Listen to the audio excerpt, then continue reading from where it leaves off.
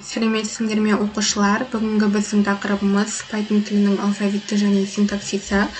Жалпы бұл сабағымыздың мақсаты Python тіліндегі символдар мен жазылу ережесін түсініп алу, синтаксис ұғымымен танысу және қарапайым қателерді көре отыра кодты дұрыс жазуға үйрену. Ең алдымен тақырыппен Python ашу арқылы танысайық.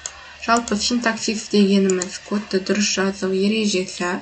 Мысалы, Pythonда көптеген таңбаларды қолданамыз. Pythonда міндетті түрде үлкен әріп пен кіші әріптің айырмашылығы болады. Мысалы, ABC үлкен әріп және кіші әріппен. Если біз кодты үлкен әріппен бастасақ, соңына дейін үлкен әріпті қолдану керек болады. Тағы сандар бар. 1, 2, 3. Қосу, азайту, көбейту, бөлу, тырнақшалар, бір тырнақша,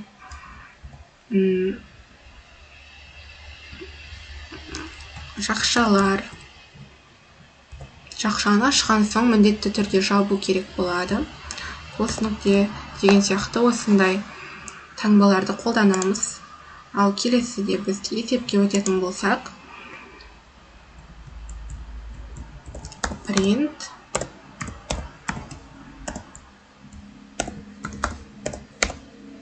сәлем. Файлды міндетті түрде сақтаймыз. Save as.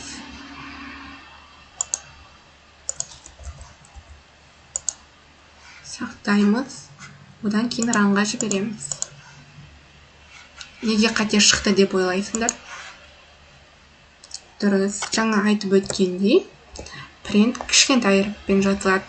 Үлкен әріппен кішкентай әріптің міндетті түрде айырмашылығы болады. Синтаксис бұл программаны дұрыс жазу ережесі болғандықтан, міндетті түрде біз әр жазған жазуымызға мән беруіміз керек. Мысалы, мына жерде тырнақшаны өшіріп тастайтын болсақ, оны жіберетін болсақ, шықпай қалады. Өйткені міндетті түрде тырнақшаны ашқан соң, оны жабу керек. Сонымен қатар, жақшаны да жаңа айтып өткендей, ашқан соң міндетті түрде жабу керек. Егер біз есепті тырнақшасыз жазатын болсақ, ол есеп шықпайды. Солай енді өздерің беттеріңше менің атым деп өздерің есімдеріңді осылай Python бағдарламасында Python shellге шығарып көріңдер.